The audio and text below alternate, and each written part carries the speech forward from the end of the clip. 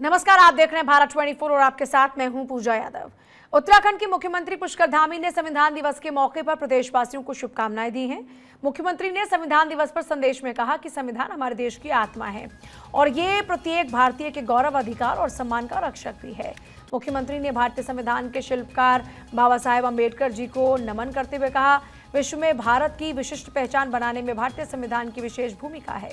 मुख्यमंत्री पुष्कर धामी ने कहा कि संविधान में प्रत्येक नागरिक के लिए मौलिक अधिकारों के साथ ही कर्तव्यों का भी उल्लेख है।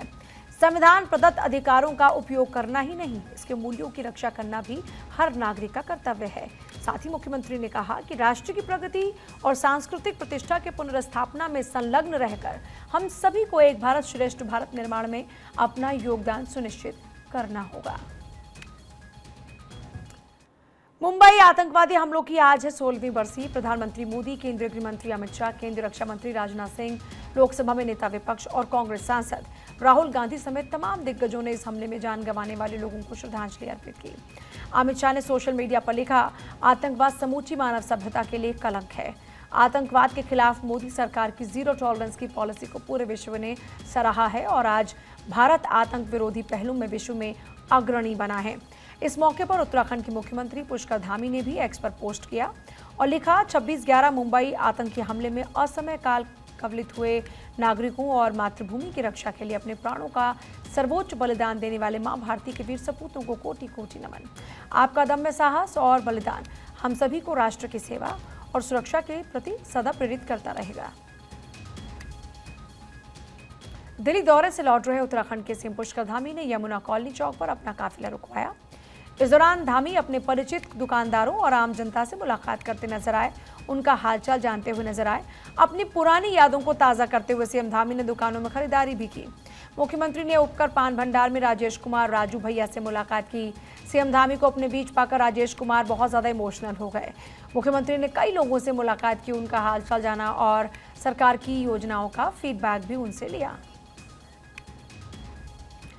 उत्तराखंड के मुख्यमंत्री पुष्कर धामी ने बाबा नीम करौरी महारा का वीडियो अपने सोशल मीडिया पर पोस्ट किया है। इस दौरान उन्होंने लिखा, बाबा नीम करौरी की कृपा सभी पर बनी रहे।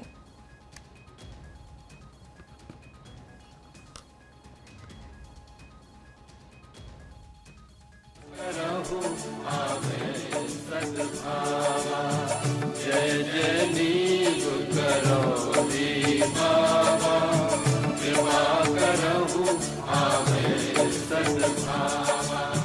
तब स्तुति कही भांति बखानू, नाम ग्राम कछु मैं नहीं जानू। देहरादून जू में अब वन्यजीव प्रेमियों के लिए बाघ के दर्शन सुलभ होंगे। चिड़ियाघर प्रशासन ने यहां मौजूदा बाघ बाड़े को आम जनता के लिए खोल दिया। इसका उद्घाटन वन मंत्री सुबोध उनियाल ने किया। इसमें कॉर्बेट से लाए गए 2 बाघों को रखा गया है। बता दें कि पहली बार दून जू में बाघ लाए गए हैं, जिन्हें 2 अलग अलग बाड़ों में रखा गया है। करीब 5 महीने से जू के रेस्क्यू सेंटर में ये बाघ रखे गए थे, लेकिन सेंट्रल जू अथॉरिटी से इनको डिस्प्ले की परमिशन नहीं थी। अब परमिशन मिलने के बाद इनको जू के बाड़ों में आम लोगों के लिए डिस्प्ले किया गया है। जो सेंट्रल जू अथॉरिटी है उसकी जो नियम है उसके तहत इस बाड़े का हमने निर्माण किया और उसके बाद बाकायदा ये जो 2 बाघ यहाँ पे थे, जिसमें एक जो है जिसको 26 फरवरी को CWL उत्तराखंड की स्वीकृति के बाद यहाँ लाया गया था और ये धनी बांगर गोलापार हल्द्वानी तराई ईस्ट से 23 फरवरी को उसको यहाँ लाया गया था। और इसी तरह दूसरा जो D5 है वो 4 वर्ष 9 महीने का और उसको धनगढ़ी सरदुली रेंज से 16 फरवरी 23 को यहाँ लाया गया था। और इन दोनों को बाघों को यहाँ लाने के बाद हम लोग लगातार प्रयास कर रहे थे कि CJD की में परमिशन मिले और अब सेंट्रल जू अथॉरिटी की परमिशन मिलने के बाद बाकायदा आज इनका हमने लोकार्पण कर दिया कि ये जनता को देखने के लिए इस बाड़े में, और निश्चित रूप से जो टाइगर प्रेमी लोग हैं वो भी इससे लाभान्वित होंगे और इससे इस जू को भी एक बड़ा एक्सपोजर मिलेगा। उत्तराखंड में अगले 10 दिनों तक बारिश की कोई संभावना नहीं है। नवंबर महीने में बारिश सामान्य से बहुत कम हुई है। मौसम विभाग के निदेशक डॉक्टर विक्रम सिंह ने बताया कि इस सीजन में अब तक सामान्य से 90% कम बारिश हुई है। 1 और 2 दिसंबर को बादल छाने की संभावना है, लेकिन बारिश की संभावना फिर भी कम। इसकी वजह से प्रदूषण के स्तर में गिरावट नहीं आ रही है। ये सबसे ड्राई मंथ हमारा है। इसका अगर आप नॉर्मल देखेंगे तो 6.4 mm के आसपास है, और इस समय तापमान देखें तो तापमान हमारे करीब करीब सामान्य के आसपास ही चल रहे हैं। 1-8 डिग्री ऊपर नीचे इस तरह का है, बाकी सामान्य के आसपास है। और बारिश की जहाँ तक बात है तो इस मंथ में सबसे कम होती है ऐसे भी, और अभी 8 से 10 दिन आगे भी देखें तो उसमें भी कोई बारिश की संभावना नहीं है। 1-2 तारीख जब आप दिसंबर में जा रहे हैं तो थोड़ी बहुत क्लाउडिंग आ सकती है 2-3 तारीख में, 1 तारीख में, लेकिन बारिश की उसमें भी संभावना अभी उत्तराखंड में नहीं दिख रही है। मुख्यमंत्री पुष्कर सिंह धामी से मुख्यमंत्री आवास पर नवनियुक्त पुलिस महानिदेशक दीपम सेठ ने मुलाकात की और सीएम ने पुलिस महानिदेशक दीपम सेठ को शुभकामनाएं दी। कहा राज्य में कानून व्यवस्था के साथ ही पुलिस को स्मार्ट पुलिसिंग की ओर ले जाना है। उन्होंने कहा कि पुलिस के सशक्तिकरण के साथ ही उन्हें एडवांस टेक्नोलॉजी के माध्यम से भी जोड़ना है। सीएम धामी ने डीजीपी से कहा कि राज्य सरकार का संकल्प ड्रग्स फ्री उत्तराखंड बनाना है, जिसमें पुलिस की अहम भूमिका है। समाज में नशे के खिलाफ तेजी से अभियान चलाना है और ड्रग्स माफिया और तस्करों को जेल में डालना। यातायात सुरक्षा पर भी विशेष ध्यान दिया जाना आवश्यक है। बता दें कि पदभार संभालने से पूर्व पुलिस महानिदेशक दीपम सेठ ने सचिवालय में मुख्य सचिव राधा रतूड़ी से भेंट की थी। इस दौरान मुख्य सचिव ने महिला और बाल अपराध पर विशेष फोकस देने को कहा था और इसके अलावा चुनौती बन चुके साइबर अपराध, नशा तस्करों पर कार्रवाई करने को लेकर भी बात हुई। इस दौरान डीजीपी ने कहा महिला और बाल अपराध पर तत्काल कार्रवाई की जाएगी। उत्तराखंड के 13वें पुलिस महानिदेशक दीपम सेठ यूपी के शाहजहांपुर के रहने वाले हैं। 25 नवंबर को पदभार संभाला है। पदभार संभालने के तुरंत बाद कहा था, हमारे पास सक्षम और प्रोफेशनल फोर्स है। मेरी खुशकिस्मती है कि मुझे नेतृत्व करने का मौका मिला है। संविधान दिवस के मौके पर अंबेडकर चौक पर कांग्रेस पार्टी ने संविधान निर्माता बाबा साहेब डॉक्टर भीमराव अंबेडकर की मूर्ति पर माल्यार्पण किया, उनको नमन किया।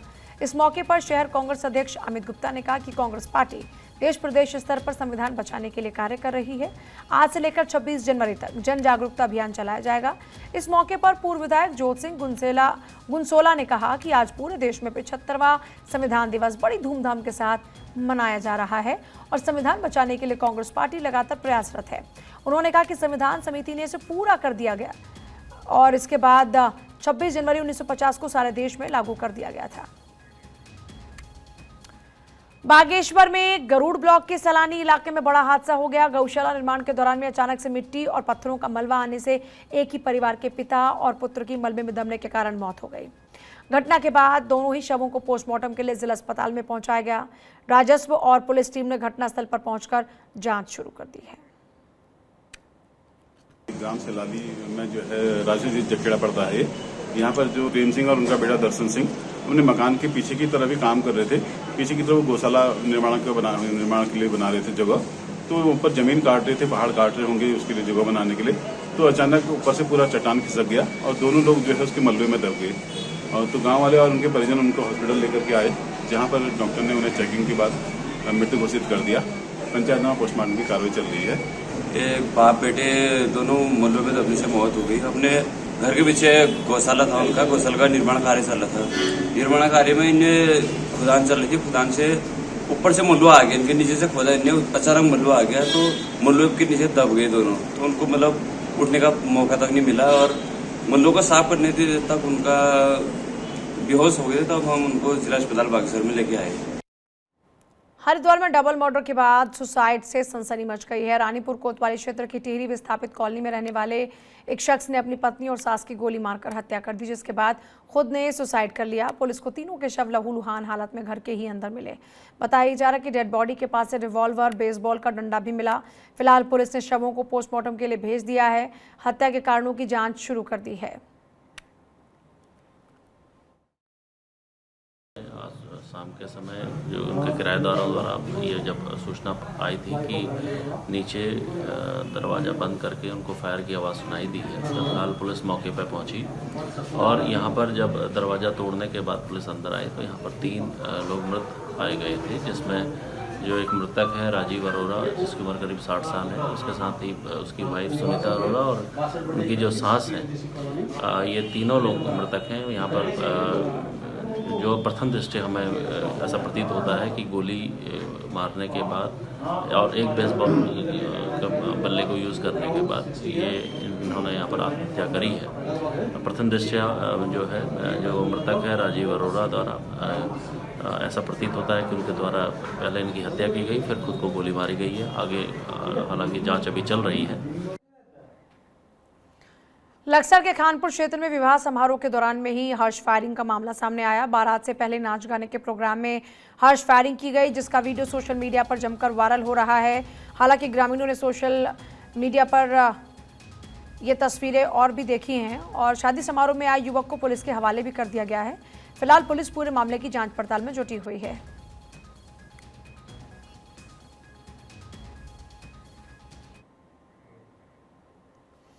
विश्व प्रसिद्ध जिम कॉर्बेट नेशनल पार्क के ढेला रेंज में एक बाघ अपने मुंह में हिरण को दबाकर ले जाते हुए कैमरे में कैद हुआ, जिसे देख जंगल सफारी पर गए पर्यटकों के रोंगटे खड़े हो गए। पर्यटकों के आगे से ही बाघ अपने शिकार को ले जाता दिखा, जिसे पर्यटकों और जिप्सी चालकों ने अपने कैमरे में कैद कर लिया।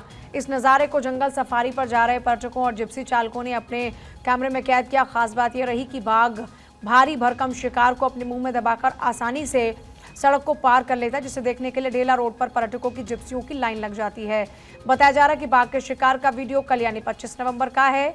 कॉर्बेट नेशनल पार्क प्रशासन ने इसे सामान्य प्रक्रिया बताया।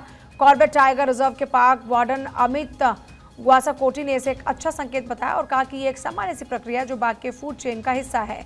बता दें कि कॉर्बेट नेशनल पार्क से इस तरह के आश्चर्य और रोमांचित करने वाले वीडियो अक्सर सामने आते रहते हैं और वन्य जीवों के अलग अलग व्यवहारों के साथ ही उनके शिकार करने के साथ प्रकृति के नियमों का पता चलता है। इस बार भी बाघ एक यहाँ पर चीते का शिकार कर लेकर जाता हुआ दिखाई दिया।